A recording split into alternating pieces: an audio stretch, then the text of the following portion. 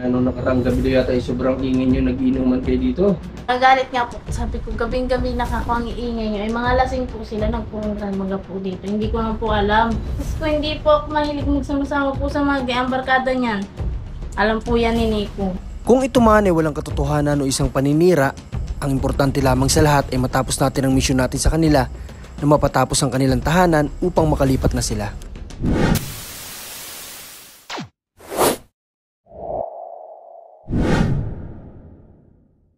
Magandang umaga po sa inyo lahat. Ngayon po ay 8 AM na po ng umaga.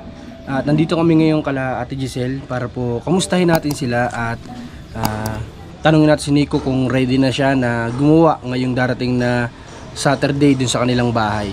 At ngayon din pong araw, kukuha tayo ng materials at para deliver doon para nandun na naka-ready na po. So tara, samahan nyo kami kala Ate Giselle.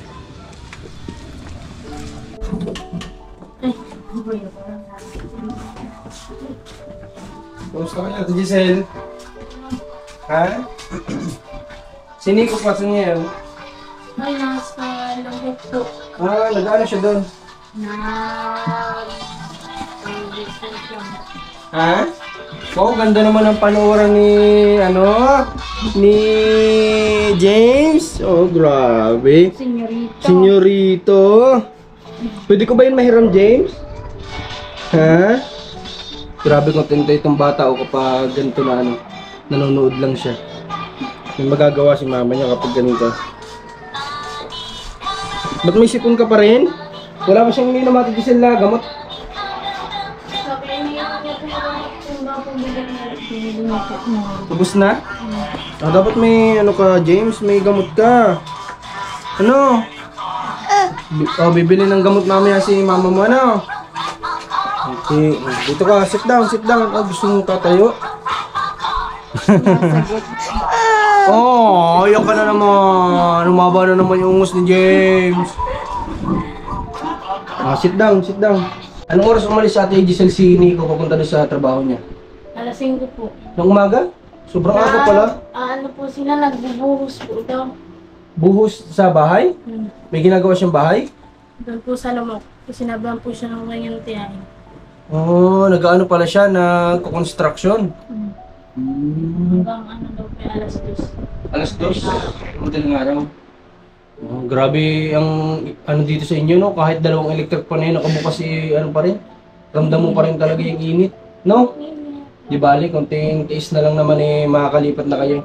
Pero si Nico kaya sa Saturday, wala siyang trabaho. Siya daw po Sabado. Kasi yun yung sinabi niya na gagawa siya dun sa bahay niyo, no? Ngayong araw pupunta kami dun sa kuha ng materyales at papadeliver namin dun sa bahay na lilipatan nyo, no? Para nang sa ganon, naka-ready na dun para pag Saturday gagawin na lang ni Nico. Katulong naman po niya yung nandito sa baba. Sino yun? Yung may-ari po nun. Tutulong daw? Okay, magaling. Bait talaga ang bait talaga nung may-ari, Isipin nyo, pinatira na nga kayo, tapos tutulong pa sa paggagawa. Tapos sabi naman niya, hanggat kailan nyo gustong tumira kayo. Kinausap ako nung may-ari, kasi may mga ilan daw kayo ditong bahay na nagsasabi na nung nakarang gabi daw yata ay sobrang ingay nyo, nag-inuman kayo dito. Ay, hindi po dito nagiinom. Nagagalit po ako dito po nagiinuman. Hindi po ako nagpapainom po dito sa bahay. Yun yung mga katrabaho po ni Nico. Nagpunta po dito ng alauna. Nagagalit nga po. Sabi ko, gabing-gabi nakakawang iingay nyo. Ay mga lasing po sila, nagpuntan mga po dito. Hindi ko lang po alam. Sinabi nga po yung sa akin ni Almar, ako yung sinisisi. Sabi ko, hindi ko alam yun. Sabi ko, mga katrabaho ni Nico, yung pinuntahan siya dito. At may sinabi nga po, may pinasabi po ng boss niya.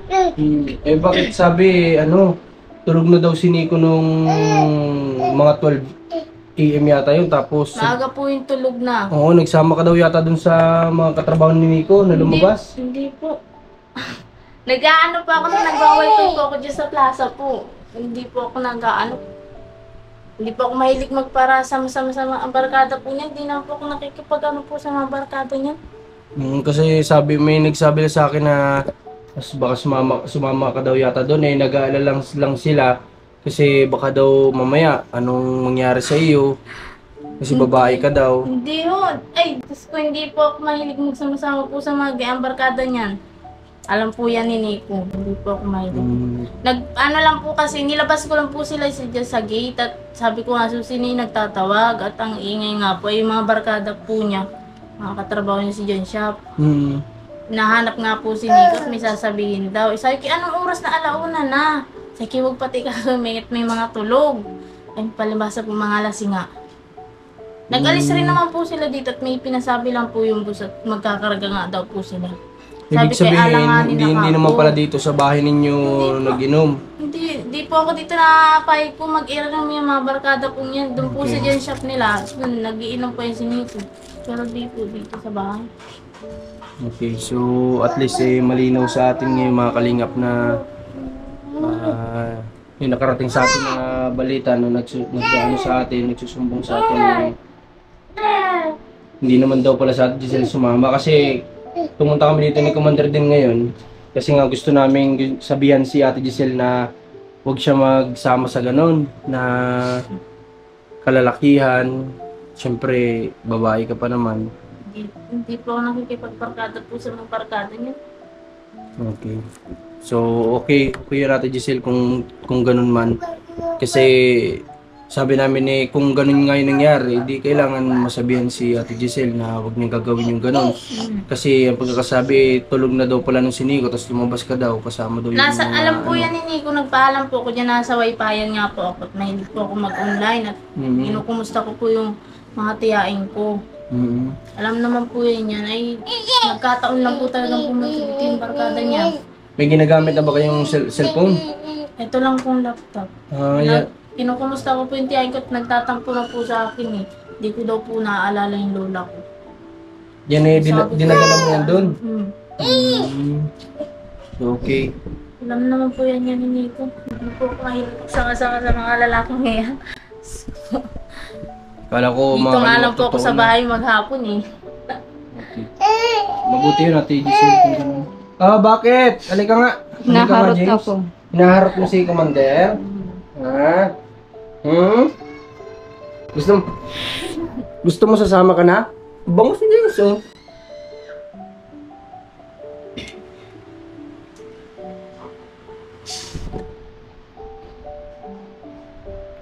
Magkamukha naman na kayo.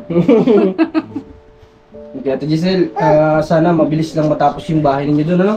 Para makalipat na kaagad kayo. Sa akin nga, Ate Giselle, kung maaari nga lang masimulan na kaagad sana nung nakaraang araw para makalipat na agad kayo. Pero dito, meron pa tayo dito 1 month advance, 1 month deposit.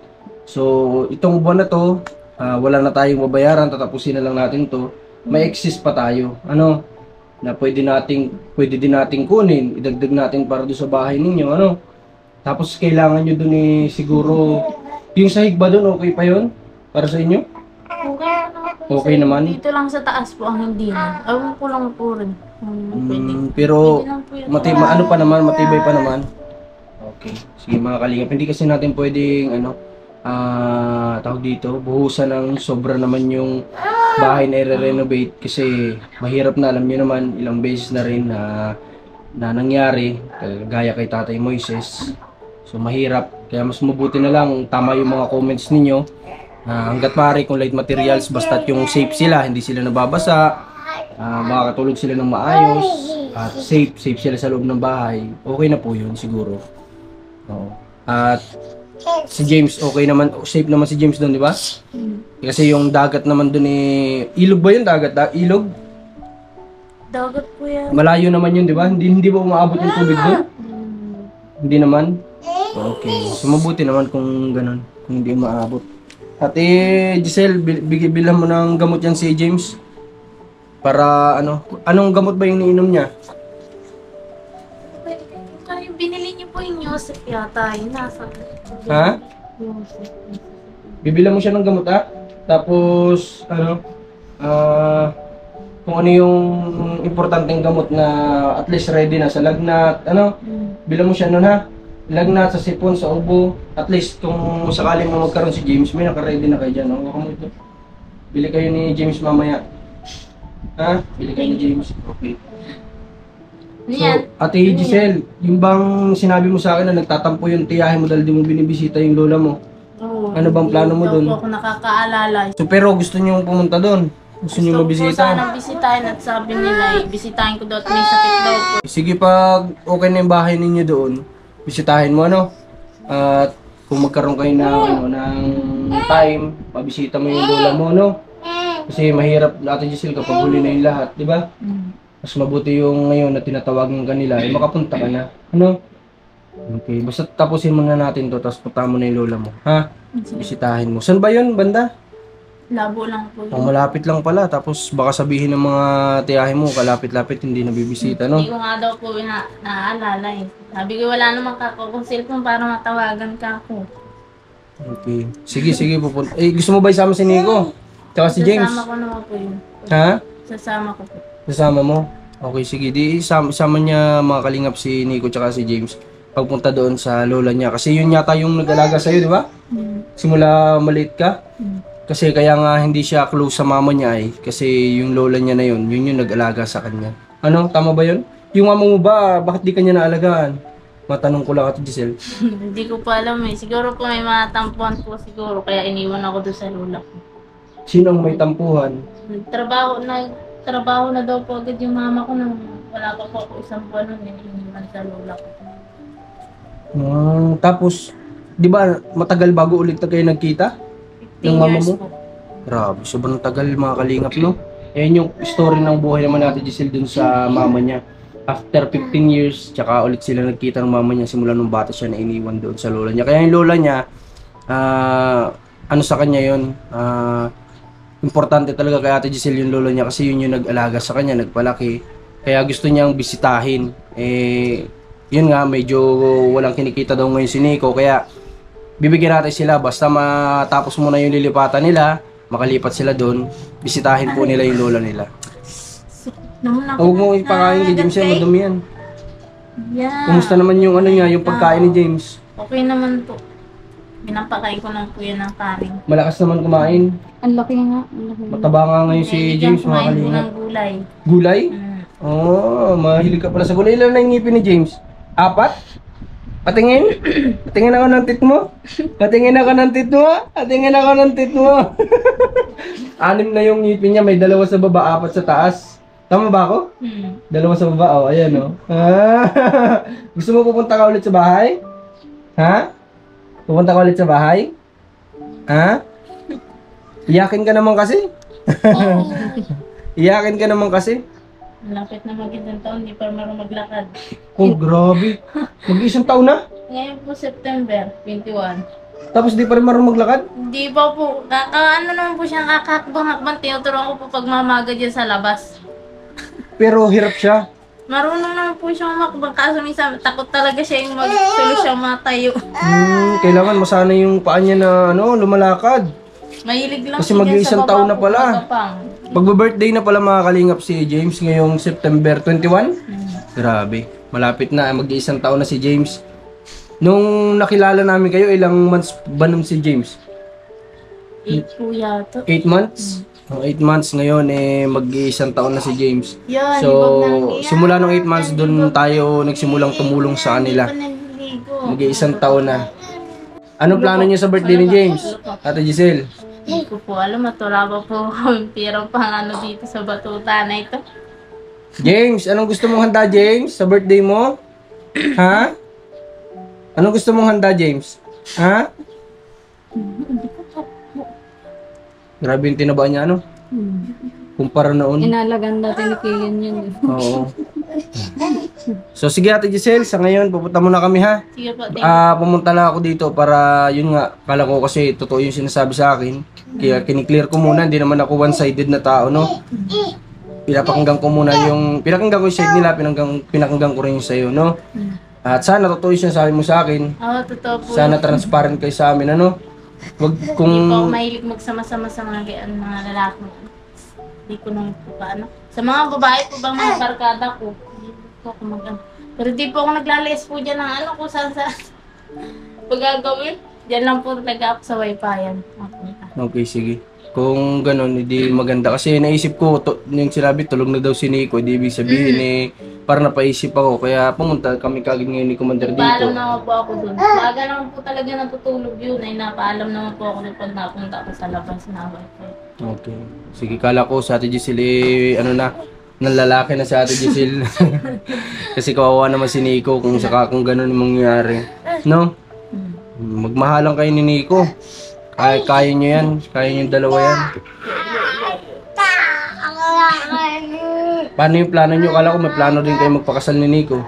Tapos na po yun, noong August po, hindi naman po kami nakapag May kulang may problema sa requirements, ba? Sabi nyo? Auulan po sa ano. Sayang, mga kalingap, kasi nagkaroon ng libreng kasalan dito sa bayan. Pwede sana silang makasal, kaso nga lang may problema sa requirements yata. Si Nico ba o ikaw? Akin po. Sa kanya. So, hindi nila na-comply yun. Kaya natapos na lang yung kasalan, hindi sila nakasal. Pero okay lang yun, hindi naman yun doon natatapos. Mayroon pa naman susunod, di ba? Basta maayos nyo yung requirements nyo. Ang likot mo naman, Jinsay. Okay, sige Ate Giselle, pupunta na din kami ha. Thank you pa. Okay, sabihin mo kay asikasuhin namin ngayon yung materyales, ha? Para maging ready na lahat ng gamit doon, ano? Okay, sige. Pupunta na kami, James. Bye-bye, James. James, bye-bye. Bye-bye. Say bye-bye ka na dun. Bye-bye. Matawahin naman sana si James, iyakin lang. Okay, so mga kalinga, papunta na tayo. At palis kasi kami ni Commander, kaya naasikaso na namin yung mga kailangang asikasuhin ngayon dito. Para nang sa ganun clear na po at ready na. Wala na silang iisipin pa. At yun lang. Ito lang update natin kay Ate Giselle. At kinlear natin kung ano yung na dumating na naman sa atin na balita tungkol dito sa kanila. So, nakakaano lang ang hirap mga kalingap na hindi natin malaman kung sinisiraan ba sila o ano. Pero lang, basta mahalaga makalipat na sila para wala nang gantong issue. Supportan niyo po Marcos TV channel, Commander ni Marcos at lahat po ng bumubuo sa Team Kalingap. God bless po mga kalingap, pagpalain po kayo.